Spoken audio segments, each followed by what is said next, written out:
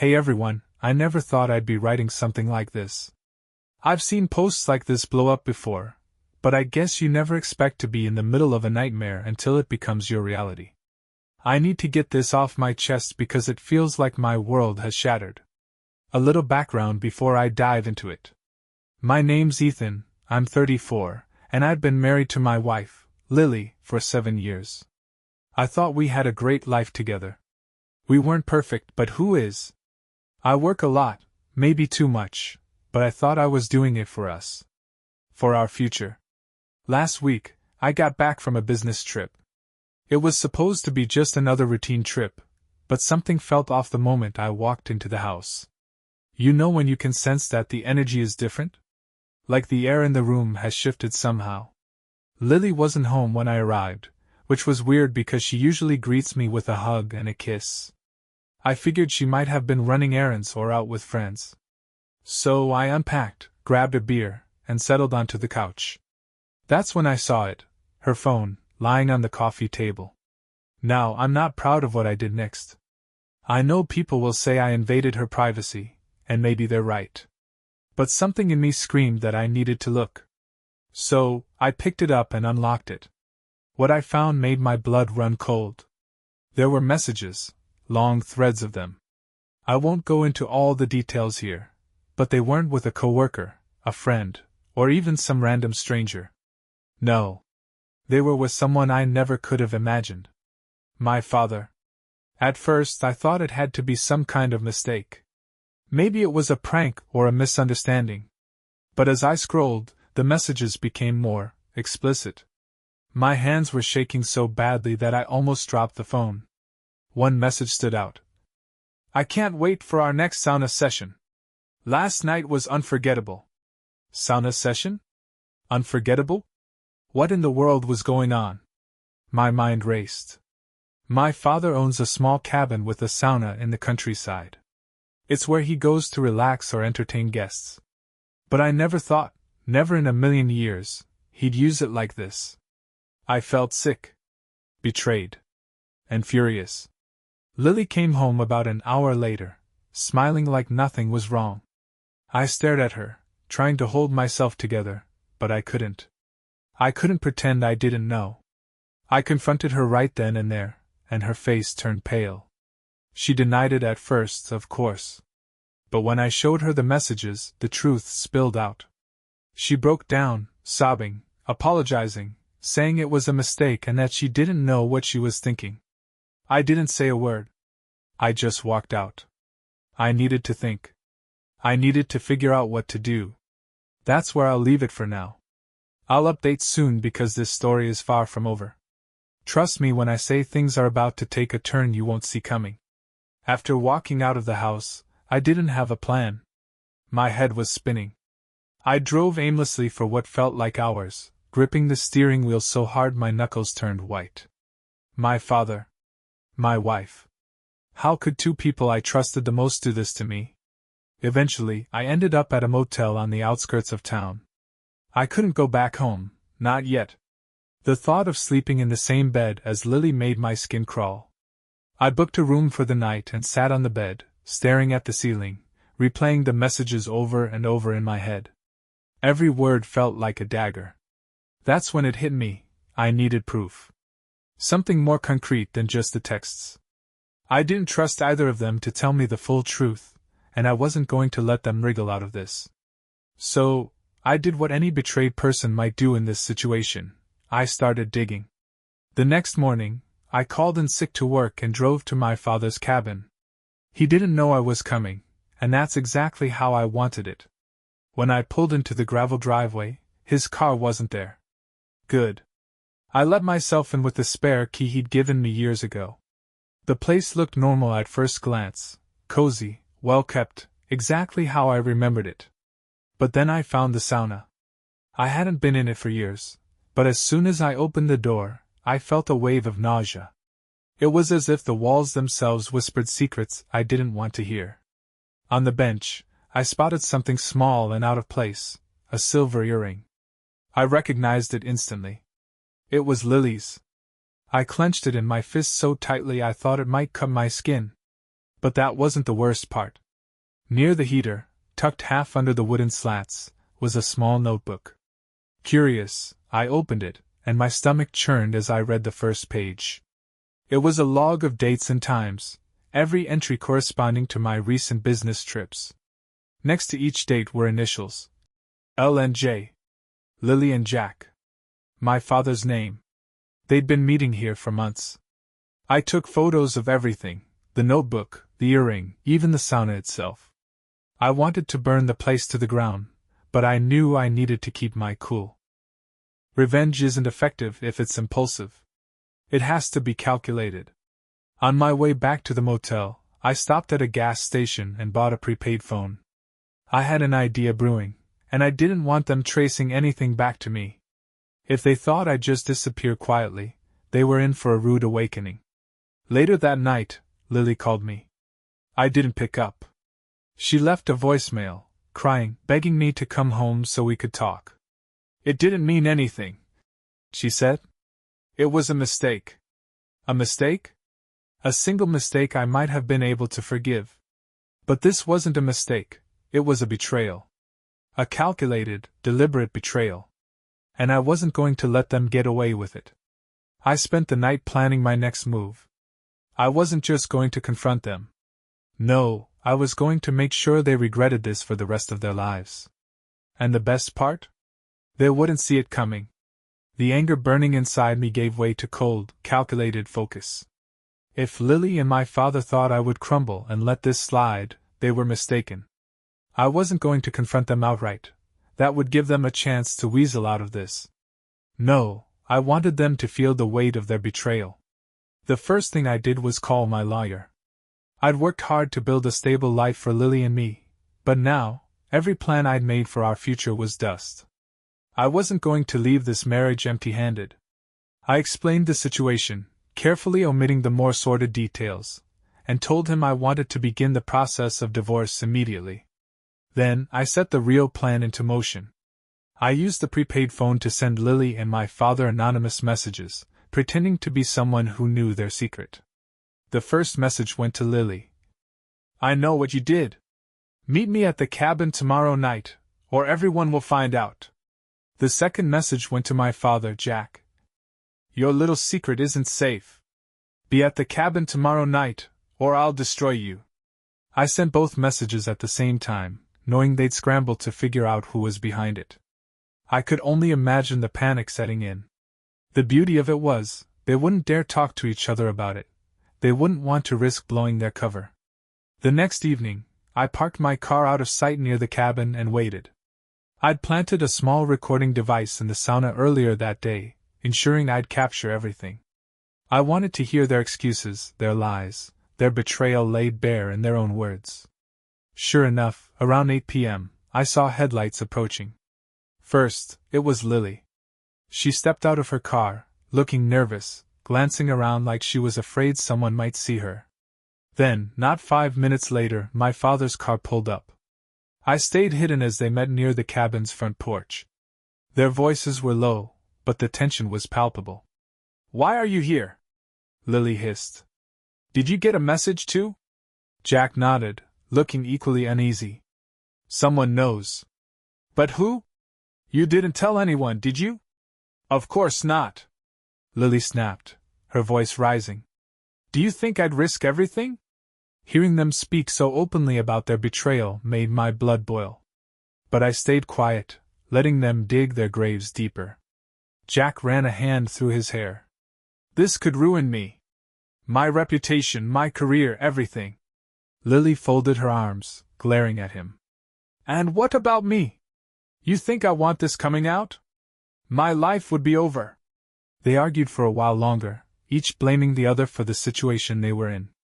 Neither of them realized how pathetic they sounded, two selfish, cowardly people trying to protect themselves. Finally, Jack sighed. We need to figure out who's behind this. Maybe it's Ethan. Lily's face twisted in fear. He doesn't know. He couldn't. He would have said something. Jack frowned. Maybe. But we can't take that chance. If it's him, we'll deal with it. Deal with it? Lily repeated, her voice shaking. "What are you saying?" Jack didn't answer, but the look on his face sent chills down my spine. I stayed until they went inside, then quietly retrieved the recording device and slipped away. I had all the proof I needed, but I wasn't done yet. This wasn't just about exposing them, it was about making them feel the pain they'd caused me. And the next phase of my plan would do exactly that. I spent the next day refining my plan, my mind sharper than it had been in years. What I had recorded the night before wasn't just evidence, it was a weapon. But weapons are only effective when used strategically, and I wasn't about to waste my shot. First, I made several copies of the recording and stored them in safe places. One went to a trusted friend who agreed to hold on to it, no questions asked. I didn't tell him the details, just that it was important, and could come in handy if anything happened to me. I wasn't taking any chances after hearing my father hint at dealing with me. Next, I sent another round of anonymous messages. This time, I sent them both the same message. "I know what you discussed last night. You're out of time. The truth comes out tomorrow unless you meet me tonight." I gave them different times to show up at the cabin, ensuring they wouldn't arrive together. Lily was told to come at 8 p.m., and Jack at 9 p.m. I wanted to corner each of them individually, see how they reacted when faced with their betrayal in private. At exactly 8 p.m., I waited in the shadows near the sauna as Lily arrived. She was visibly trembling, clutching her phone like it was a lifeline. I let her sweat for a few minutes before stepping out of the darkness. Her eyes widened when she saw me. "Ethan! What are you doing here?" I didn't say anything at first. I just stared at her, letting the weight of my silence crush her. Finally I spoke, my voice calm but cold. "How long has this been going on?" Her face crumpled. "Ethan, please, just let me explain." "Answer the question," I interrupted, my tone sharper now. "How long?" She hesitated, tears streaming down her face. It started a few months ago. But it didn't mean anything, I swear." I laughed bitterly. "Didn't mean anything? You betrayed me with my father, Lily. Do you have any idea what you've done?" She reached out to touch my arm, but I stepped back. "Ethan, I was stupid.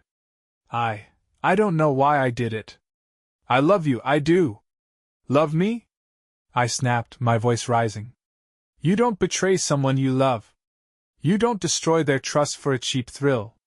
She collapsed onto the bench, sobbing, but I felt nothing, no sympathy, no pity. Just a cold, unrelenting rage.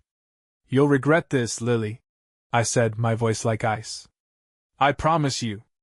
I left her there and disappeared into the night, knowing Jack would be arriving soon. I didn't want to face them together, at least not yet. At 9 p.m., I returned to the cabin and found my father pacing near the sauna. He looked furious, his face flushed with frustration. "What's going on?" he barked as soon as he saw me. "Are you the one behind these messages?" I stepped closer, squaring my shoulders. "Why, Dad? Why her?" His eyes darted to the ground, and for a moment he looked almost ashamed. But the moment passed, and his expression hardened. "It just happened, Ethan. These things, they're complicated." "Complicated?" I echoed, my voice trembling with suppressed fury. "You betrayed your own son. You didn't even think about the damage you'd cause, did you?" "I didn't mean to hurt you," he said defensively, as if that made it better. "It wasn't about you." "No," I shot back, my voice filled with venom. "It was about you. Your selfishness. Your complete disregard for anyone else." He tried to respond, but I held up my hand. "Save it. You'll pay for this, both of you. And when I'm done, you'll wish you never set foot in this cabin." I left him standing there, stunned and speechless. He had no idea what was coming, and that was exactly how I wanted it. Back in my motel room, I prepared for the final phase of my plan. Tomorrow, the world would know what they'd done. And I wouldn't stop until both their lives were in ruins. I spent the night crafting the perfect storm. My anger had transformed into something else, an icy determination to see this through. By the time the sun rose, I had everything ready. First, I uploaded the recording of their conversation from the sauna to an anonymous online platform. I didn't include their names, but the context was unmistakable. I also attached a short summary, carefully written to paint a clear picture of the betrayal.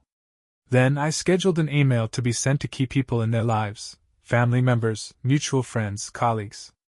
In that email, I included the recording, along with a message. Sometimes, the people closest to us are the ones who destroy us. This is my truth. Do with it what you will. Before hitting send, I paused for a moment. A part of me wondered if I was going too far. But then I remembered Lily's tear-streaked face, Jack's dismissive excuses, and the months of lies they'd built together. They hadn't spared me a second thought when they betrayed me. Why should I spare them now? I pressed the button. The fallout was immediate and far-reaching. By noon, my phone was blowing up with calls and messages from family and friends. Some were horrified, others confused, but no one could deny the evidence. Jack's reputation, once spotless, was now in tatters. People he'd worked with for years began distancing themselves. Lily wasn't spared either. Her social media accounts were flooded with comments, some supportive, but most scathing. Mutual friends started cutting ties, and even her closest confidants seemed unsure how to defend her. I watched it all unfold from the safety of my motel room. There was a grim satisfaction in seeing them face the consequences of their actions. But I wasn't done yet. That evening, I received a call from an unknown number. I hesitated before answering, knowing it could only be one of two people. Ethan. Jack's voice came through the line, strained and desperate. We need to talk. Do we? I replied coolly. You've made your point, he said. But this is going too far. You're destroying everything I've built. I let out a sharp laugh. Everything you've built? What about everything you destroyed? You don't get to play the victim, Dad. There was silence on the other end, and then he sighed heavily. I made a mistake. A terrible mistake. But this is cruel, Ethan. We're family. Family? I repeated, my voice rising. You don't get to use that word after what you did. You betrayed me in the worst way possible, and now you're paying the price. Deal with it. I hung up before he could respond. The next day, I went back to the house I'd shared with Lily. I'd avoided it since the confrontation, but I needed to collect my things and start moving forward. When I arrived, the place was eerily quiet. Lily was there, sitting on the couch, staring blankly at the wall. She looked like a ghost of herself, her hair disheveled, her eyes puffy from crying. You're here, she said softly when she saw me. I'm here to pack, I replied curtly.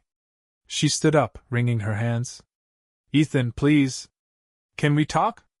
Just give me a chance to explain. There's nothing to explain, I said, brushing past her. You made your choices. Now you live with them. As I moved through the house, gathering my belongings, she followed me, pleading for forgiveness. But her words felt hollow. Every apology, every tear felt like another manipulation, another attempt to shift the blame. When I was done, I turned to face her one last time. I hope this was worth it, I said. Because you've lost me. Forever. She collapsed onto the floor, sobbing, as I walked out the door. I didn't look back. Leaving the house should have felt like a victory. Instead, it left me with an uneasy sense of unfinished business. The public fallout had only just begun, and while it was satisfying to see Jack and Lily's lives unravel, it still felt like they hadn't truly grasped the depth of what they'd done. They hadn't felt the kind of betrayal and anguish they'd inflicted on me. That's when I realized I needed one final move, something that would ensure they could never escape the weight of their actions. 2 days later, I sat down at a local coffee shop with my mother. She and Jack had divorced years ago, but they remained on amicable terms, or so I thought. I hadn't told her what had happened yet, mostly because I didn't want her caught in the crossfire. But now, I realized she deserved to know the truth. When I told her, her reaction was explosive. That monster! She spat, slamming her coffee cup onto the table. How dare he? After everything I went through with him? I frowned. What do you mean, everything? Mom, is there something you're not telling me?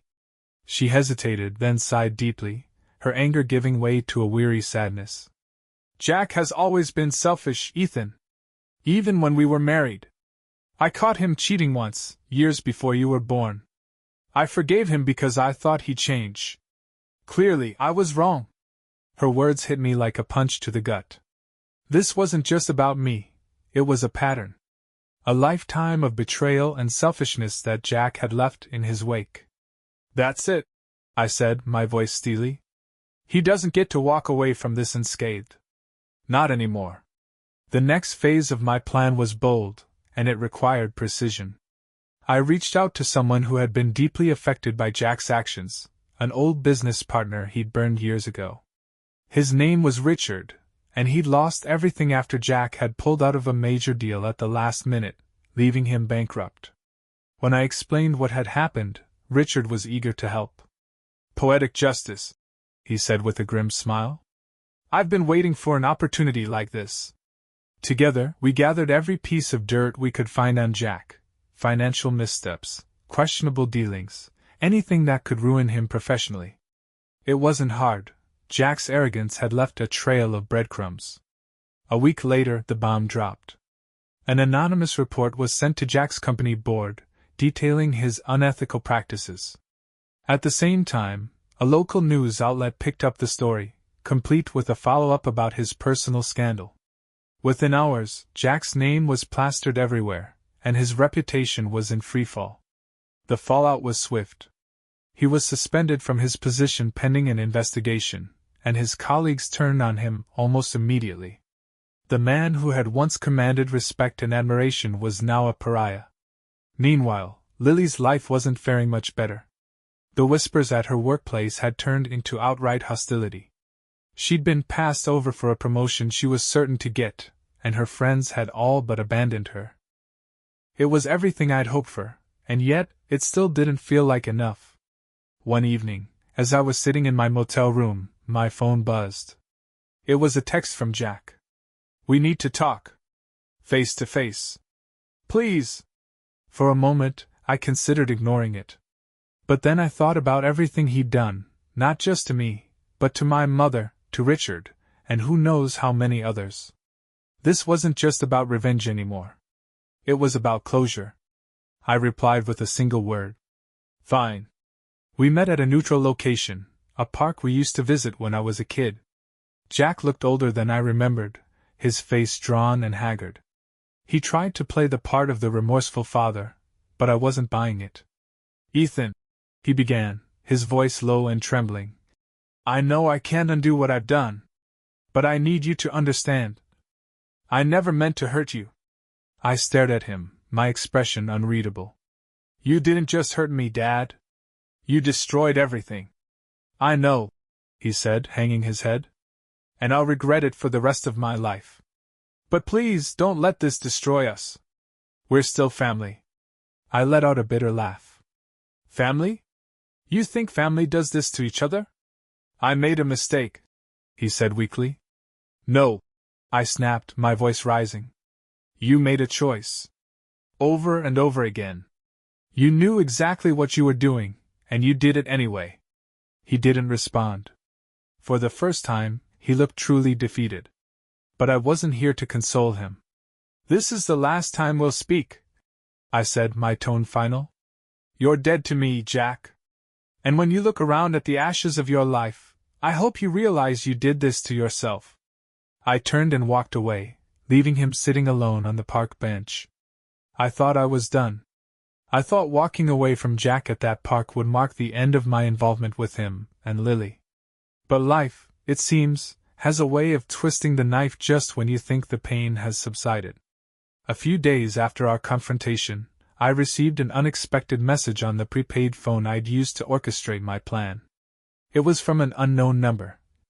You don't know the whole story. Meet me at the cabin. Tonight. Alone. My first instinct was to ignore it. This had to be some kind of trap, Or maybe an attempt by Jack or Lily to manipulate me further. But something about the wording nagged at me. The phrasing felt different. Like it wasn't from either of them. Against my better judgment, I decided to go. I arrived at the cabin just after sunset, the fading light casting long shadows across the trees. The air was thick with tension as I parked my car and approached the porch. The door was slightly ajar, creaking softly in the breeze. "Hello?" I called out, stepping inside. The living room was empty, but I could hear faint movement coming from the direction of the sauna. My heart pounded as I followed the sound, every step heavier than the last. When I pushed open the sauna door, I froze. Inside, sitting on the bench, was a woman I didn't recognize. She looked to be in her mid-40s, her face pale but composed.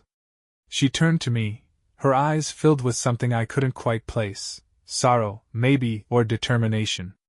"Ethan," she said, her voice steady. "I've been waiting for you." "Who are you?" I demanded, my mind racing. She sighed, standing up slowly. "My name is Margaret. I'm your father's ex-fiancée." Ex-fiancée? Jack had never mentioned an ex-fiancée, let alone someone named Margaret. "What are you doing here?" I asked, my voice wary. "I saw the story online," she said. "The recording, the fallout. I thought, maybe you should know the truth. The whole truth." I didn't reply, but she took my silence as permission to continue. "Jack and I were together for years," she began. "We were planning to get married, start a family. But then he cheated on me. Multiple times. I caught him eventually, and when I confronted him, he acted like it was no big deal. Like I was the one overreacting." My fist clenched at her words, the familiar sting of betrayal bubbling to the surface. "But that's not why I'm here," she said, her tone shifting. "There's something else you need to know about your father.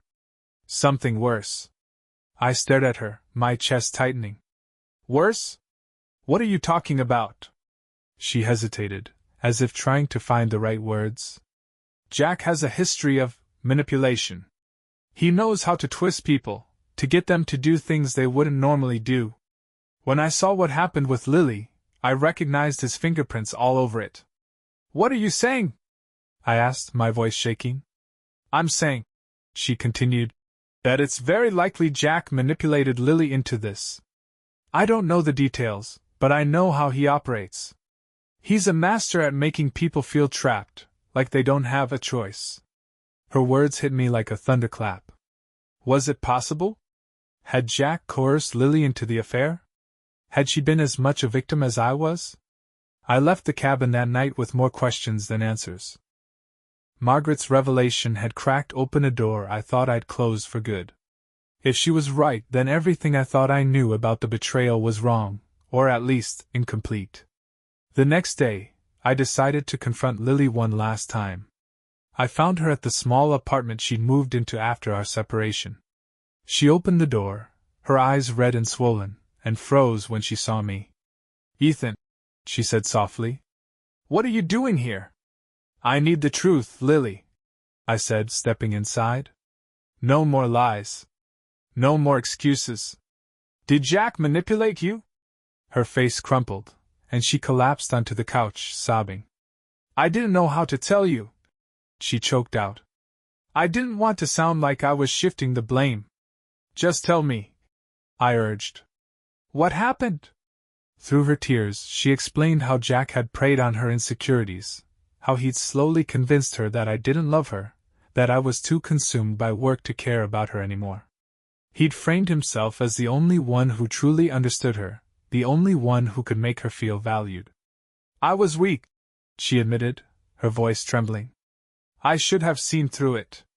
I should have stopped it. But he made me feel like I had no choice." Her confession left me reeling. I didn't know what to believe anymore. Was she telling the truth, or was this another attempt to absolve herself? Either way, one thing was clear: Jack's betrayal ran even deeper than I'd imagined. Lily's confession turned everything on its head. My anger, once directed solely at her and Jack, began to splinter. If what she said was true, Then Jack wasn't just a cheater, he was a manipulator, someone who thrived on control and deception. I needed clarity, and I needed it fast. The next step was to confront Jack again, but this time, I wasn't going to give him the upper hand. I planned carefully, choosing a public place where he couldn't easily walk away or lash out. I called him and told him to meet me at a quiet diner on the edge of town. He agreed, though I could hear the unease in his voice. When I walked into the diner, Jack was already there, sitting in a booth near the back. He looked worse than the last time I'd seen him, disheveled, gaunt, and jumpy. As I sat across from him, he gave me a weak attempt at a smile. "What is this about, Ethan?" he asked, trying to sound casual. "Cut the act, Jack," I said sharply. "I know what you did to Lily." His face paled. "What are you talking about?" I leaned forward, lowering my voice but keeping my tone firm. "I spoke to Margaret. I know how you operate. How you manipulate people. She told me everything, and now Lily's confirmed it." He shifted uncomfortably, his hands fidgeting on the table. "Look, Ethan, I don't know what you think you know, but—" "Stop lying!" I snapped, my voice rising. A few heads turned in our direction, but I didn't care. "You preyed on her, didn't you? You planted those ideas in her head, made her think I didn't care about her. You twisted her into something she wasn't." For a moment, Jack said nothing. Then, he sighed and leaned back in his seat, his expression shifting from defensive to resigned. "You want the truth?" he said, his voice cold. "Fine. Yes, I pushed her. I told her things to make her doubt you. But I didn't force her to do anything. She made her own choices." His words were like poison, each one eroding whatever hope I had left of understanding him. "Why?" I demanded. "Why would you do this to your own son?" He shrugged, as if the answer didn't matter. "Because I could. Because I wanted to see if I still had it, if I could still control people the way I used to. And guess what? I could." His confession hit me like a freight train. The sheer callousness of it, the utter disregard for anyone but himself, was staggering. "You're a monster," I said, my voice shaking. "You destroyed lives just to feed your ego." Jack smirked, his arrogance seeping through. "You'll thank me someday, Ethan. You'll realize she wasn't worth it." I stood abruptly, my chair scraping loudly against the floor. "You're wrong," I said, my voice steady despite the storm raging inside me.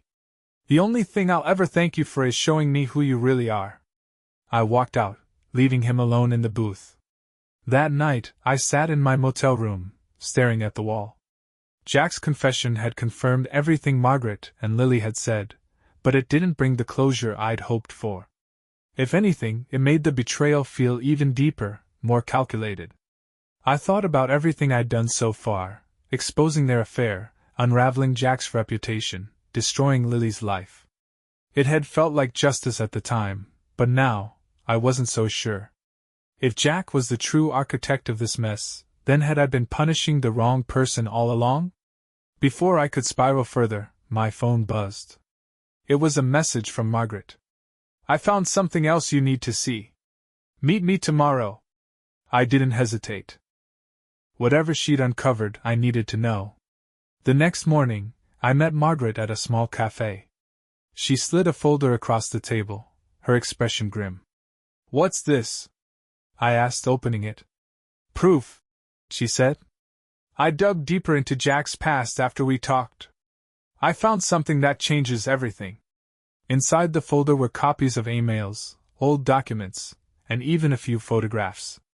As I sifted through them, my stomach churned. Jack hadn't just manipulated Lily. He'd been systematically destroying lives for decades, friends, business partners, even family members. Each betrayal was carefully calculated, each victim chosen because of their vulnerability or value to him. One document in particular caught my eye, a contract that bore my signature. My jaw tightened as I realized it was a legal agreement from years ago, transferring a significant portion of my inheritance to Jack. "What is this?" I asked, my voice trembling. Margaret sighed. "It looks like he forged your signature. He's been stealing from you, Ethan, slowly but surely. And this is just the tip of the iceberg. I sat there in stunned silence, the weight of Jack's betrayal crushing me anew. This wasn't just about an affair anymore. This was about a lifetime of deceit, a web of lies that had ensnared everyone who'd ever trusted him. And now, I knew exactly what I needed to do. The revelations in Margaret's folder hit like a sledgehammer. Jack wasn't just a manipulator, he was a predator. He had systematically preyed on anyone who trusted him, leaving a trail of destruction behind. For years, I had idolized him as a strong, charismatic father figure. Now I saw him for what he truly was, a cold, calculating monster. I wasn't going to let him get away with it. That evening, I began piecing together my plan. Jack's downfall had already begun with the public exposure of his affair and unethical business practices, but this was deeper. This wasn't just about his reputation, this was about justice. I wanted him to face the full weight of his actions, to feel the walls of his carefully constructed empire crumble around him. The first step was gathering every shred of evidence Margaret had found. Forged documents, financial fraud, and even old records of shady deals he'd made in his younger years. I spent hours cross-referencing everything, building a case so airtight that even Jack's silver tongue couldn't wiggle out of it. Next, I contacted Richard, the business partner Jack had betrayed years ago. When I explained what I'd uncovered, he didn't hesitate to join me. Finally, Richard said, his voice filled with a mix of relief and anger. This is the nail in his coffin. We agreed to take the evidence to the authorities, but not before ensuring it reached the right people, Jack's current business associates, former friends, and even the media. If Jack thought the affair scandal was bad, he hadn't seen anything yet. The dominoes began to fall quickly. Within days, Jack's company launched an internal investigation, suspending him indefinitely. His assets were frozen as the authorities began looking into allegations of fraud and embezzlement. The media caught wind of the story, and the headlines were brutal. Betrayal and greed, the double life of Jack Reynolds. For the first time in his life, Jack had nowhere to run. The people who once admired him now turned their backs, and the power he had wielded for so long slipped through his fingers like sand. But it wasn't just about his professional downfall. I wanted him to feel the personal consequences, too. Using the evidence Margaret had provided, I confronted the remaining members of our family, distant relatives, cousins, even old family friends. I told them everything. Jack's betrayal wasn't just mine to bear anymore, it belonged to all of us. One by one, they cut ties with him. Even those who had once defended him couldn't deny the truth when faced with the overwhelming evidence. Throughout it all, Lily remained a complicated presence in my mind. Her role in this mess had been undeniable, but Margaret's insight had complicated my feelings. Had she been a willing participant, or had Jack twisted her into his web like so many others? I decided to meet with her one last time, not to reconcile, but to find closure. We met at a park, sitting on opposite ends of a bench. She looked fragile, her once confident demeanor replaced by a quiet sadness. "Ethan," she began, but I held up a hand to stop her. "I'm not here to rehash everything," I said. "I just need to know one thing. Do you regret it?" She nodded, tears streaming down her face. "Every day," she whispered. "I was weak, and I let him manipulate me. But I take full responsibility for what I did to you. I'll never forgive myself." Her words felt genuine, but they didn't erase the pain. Still, I nodded. "I hope you find a way to move forward," I said, standing to leave. "But not with me." She didn't try to stop me, and for the first time, I felt a sense of peace. It wasn't forgiveness, but it was enough to let me move on. The final blow came a week later. I received a call from the detective handling Jack's case. They had enough evidence to move forward with charges, including fraud, forgery, and tax evasion. The man who had once controlled everyone around him was now facing the possibility of prison. I drove to the cabin one last time, standing outside the sauna where so much of this nightmare had begun. The memories flooded back, but this time, they didn't overwhelm me. They were just pieces of a story, a story I had survived. As I stood there, I realized something. Jack's power over me was gone. He couldn't hurt me anymore. And for the first time in months, I felt free. For weeks, I watched Jack's life disintegrate. His assets were seized, his career obliterated, and his reputation reduced to ash. The man who once commanded respect now faced criminal charges and public scorn. But even as I moved forward, a nagging feeling lingered, something unfinished, something out of place. I thought it was over. I was wrong. It started with a letter. One morning, as I was packing up the last of my belongings at the motel, the front desk clerk handed me an envelope. There was no return address, just my name scrawled in shaky handwriting. I opened it, my heart pounding. Inside was a single sheet of paper with one sentence written in bold, red ink. "You don't know the whole story." My hands trembled as I read the words. Was this another mind game from Jack? A desperate attempt to regain control? Or was it someone else, someone I hadn't accounted for? Attached to the note was a small USB drive. I stared at it for a long moment, debating whether to even look at what was on it. But curiosity won out. I plugged the drive into my laptop and found a single video file. The timestamp showed it had been recorded weeks ago, shortly after I had exposed Jack and Lily's affair. With a deep breath, I clicked play. The screen flickered to life, revealing Jack sitting in a dimly lit room. His face was drawn, his eyes sunken, but there was a defiant gleam in his expression. "Ethan," he began, his voice steady despite his haggard appearance. "If you're watching this, it means the walls have finally closed in on me. Congratulations. You won." He leaned forward, his smirk sending a chill down my spine. "But before you celebrate, there's something you need to know. Something I've kept hidden for years." My stomach tightened as he continued. "You see, Ethan, you've always prided yourself on being different from me. Honest, loyal, trustworthy. But what if I told you we're not so different after all?" He paused, letting his words sink in. "There's a reason I've always been harder on you than anyone else. A reason I've tested you, pushed you, manipulated you. It's because you're not just my son, you're my rival.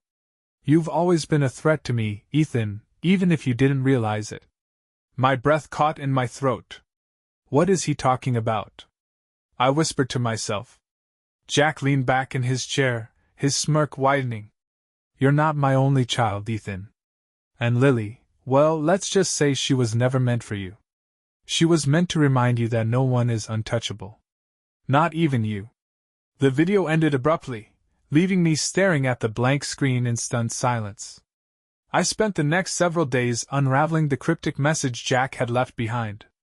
I reached out to Margaret again, hoping she might have some insight. To my shock, she did. "There was always talk about another woman," she admitted. "Jack had a relationship before he met your mother, but he never spoke about it. I always thought there might have been a child." Armed with this information, I dug deeper into Jack's past. What I discovered was a bombshell. Jack had fathered another child, a daughter, before he married my mother. A daughter who had grown up in a neighboring city, far removed from our family. Her name was Anna. And when I tracked her down, the pieces of the puzzle finally clicked into place. Anna was in her early 40s, a sharp, composed woman who bore an eerie resemblance to Jack.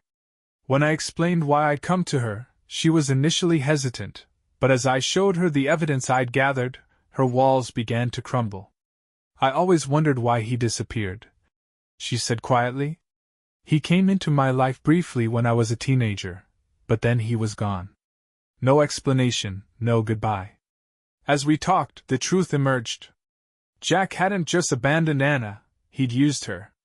He'd set her up as a pawn in his schemes, much like he'd done to Lily and so many others. And then Anna dropped the final bombshell. "You're not going to believe this," she said, pulling out a photograph. It was old, faded, but unmistakable. Jack and Lily together, years before I had ever met her. "He introduced her to me once," Anna said. "Said she was a family friend. But now I see it for what it was. He was grooming her, even then." My blood ran cold. Jack's betrayal wasn't just about the affair.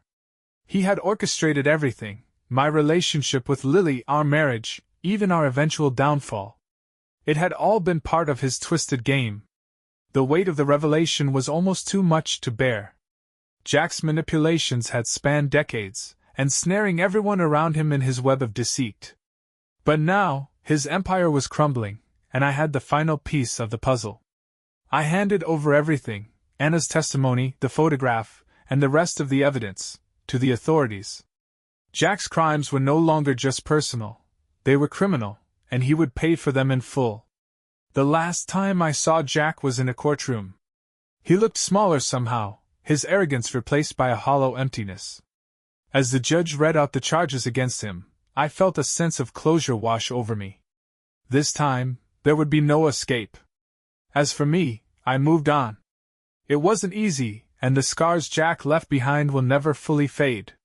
But in the end, I found peace in knowing the truth. Jack's lies no longer held power over me, and for the first time in my life, I was free to live on my own terms.